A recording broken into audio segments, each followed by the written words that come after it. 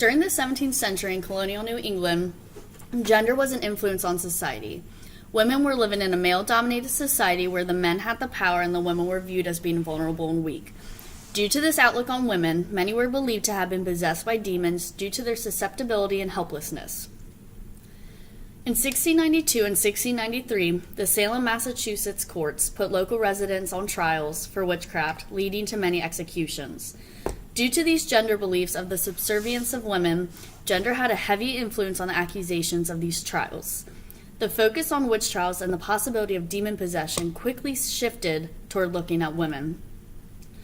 Women were being associated with witches, and the fear of women taking over the Salem community spread fast. The idea of women being vulnerable to the demons, which made them more probable to possess, increased as well. These women who were being accused in the Salem community were not only socially castrated, but economically and politically as well. If a woman was given a higher position than a man, she was a witch, meaning that evil forces were helping her in some manner, specifically the devil. Same as if a woman was given a large inheritance, then she must have killed that individual or used witchcraft on the individual to inherit money. Women were not only the target, but the main focus during the witch trial accusations in 17th century Salem, Massachusetts, because of their gender. Due to this idea of women being linked to vulnerability, ideas arose from society connecting these women with evil, specifically the devil. The thought was the weaker the individual, the easier it was for the devil to possess the soul. So immediately it shifts to the outlook on women. Since society perceived women as being weaker, individuals began to believe that vulnerability of women allowed the devil to easily reach into these women's souls. Puritans during the 17th century perceived women's bodies and souls as corresponding to their otherworldly belief in Satan's powers, again reinforcing the idea of the close relationship scholars note about women and the devil. Already, women could not escape this association with the relationship of their bodies to evil forces from Satan. Women were viewed as having no guidance. Therefore, it was thought that these women were searching for the attention of Satan. Society perceived these women as longing for attention, but the society decided that the attention these women wanted was from Satan himself. In continuation with women being associated with the devil, an occurrence that continuously happened throughout the 17th century was accusing women of the association with evil when they achieved high positions in society or large amounts of wealth. So we can see, as historians, a direct example of a woman being accused as a witch due to her large amount of wealth. So, for instance, the first witch accused and executed during the Salem witch trials was a woman by the name Bridget Bishop. Bridget Bishop had 2 previous husbands and was accused of witchcraft by the time she reached her 3rd husband. She was accused of killing her first husband, being too provocative, and not fitting into society's stereotype of what a woman of her class should act like. During the court case of Bridget Bishop, constant conversation happened between John Hathorne, one of the judges during the Salem witch trials, and Bridget Bishop herself.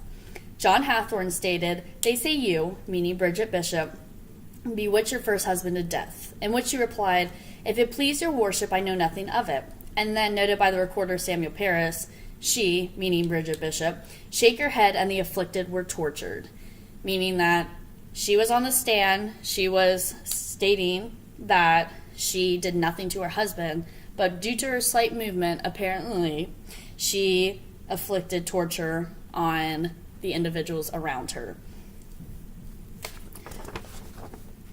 Due to the rise of witchcraft, religion played a major role as well in these accusations of witches.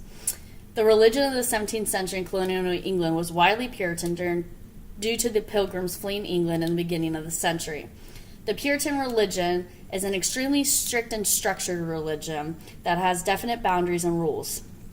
Because of this, the followers were very similar in their behavior, so if an individual did not fit this stereotype, many assumed that individual was worshiping the devil or at the later 17th century practicing witchcraft. In most court cases recorded during these witch trials, God and the relationship to the accused were continuously brought up. For example, we see a court case with Martha Corey, who was a woman accused of witchcraft and later executed, in which she was asked by John Hathorne, once again one of the judges, which he asked, "Who is your God?" And Corey responded, "The God that made me." And he asked once again, "Who is that God?" And she replied, "The God that made me." And then Hathorne stated, "What is his name?" And she said, "Jehovah," in which he replied, "Do you know any other name?" And she said, "God Almighty." Then Hathorne stated, "Doth he tell you that you pray to that he is God Almighty?" And she responded, "Who do I worship but the God that made me?" And then he asked, "How many gods are there?" Corey replied, "One." Hathorne asked, "How many persons?" Corey replied, "3." In which he responded, "Cannot you say, so there is one God and 3 blessed persons?" Then noted by the recorder, Martha Corey was untroubled. So 1, she was accused specifically based on her gender. Secondly, because something was wrong with her answer with religion, she was troubled, as noted by the recorder. Religion had a very heavy influence in these trials, since the fear of the devil was apparent in colonial New England. The threat of the spread of witchcraft by these perceived devious women was a huge issue seen by society. Women tended to be more talkative naturally, so it was believed that they would not be able to keep their witchcraft to themselves. Women tended to host events, care for children, be very family-oriented, and that rose concerns within the community. Women were viewed as natural caregivers, constantly being around children. Therefore, society thought that these women would teach their children or even their house servants witchcraft due to their talkative nature. For instance, Reverend John Hale discusses in the court trial of Sarah Bishop how the said bishop, Sarah Bishop, did entertain people in her house at unseasonable hours in the night to keep drinking and playing at the shovel board, whereby discord did arise in other families and young people were in danger to be corrupted. This directly illustrates the supposed effect that these women accused as witches had on society, specifically harming the children or the people she associated with on a daily basis.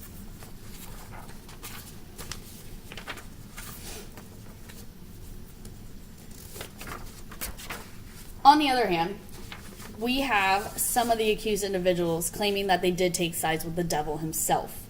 Historians are not sure if this was due to peer pressure, mental breakdown, or if these women were being accused did truly believe that the devil did possess them. For instance, we see a letter written to Nathaniel Higginson, which states, "When these witches were tried, several of them confessed a contract with the devil by signing his book, and did express much sorrow for the same, declaring also their confederate witches, and said the tempters of them desired them to sign the devil's book. He tormented them till they did it." Some of the accused witches did explain that their actions were carried out by the devil himself, and that the devil indeed persuaded them to join his side, which would reinforce the idea of these women being easily succumb to possession.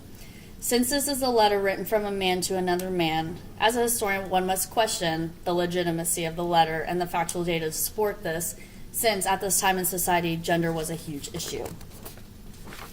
Furthermore, we see another case that illustrates a devil directly targeting an individual, which is specifically a child, Hannah Post. And in her trial, she recollects that the devil came to her as a pig and then a bird. She said that she was in her master's chamber where she was at work, and the bird spoke to her, promised her new cloths if she would serve and worship him. And she did bargain to serve him so long as she lived. She said the devil has come to her. Once again, the illustration of the devil easily persuading this girl into the dark satanic witchcraft rituals was shown as being very easy. She simply had the bird speak to her, and due to her naive behavior and her gender, it was thought that the devil chose her as the next victim that he was going to control next. It could have been due to her small stature, but within the community, it was thought that it was due to her gender, that she would easily be possessed by a devil.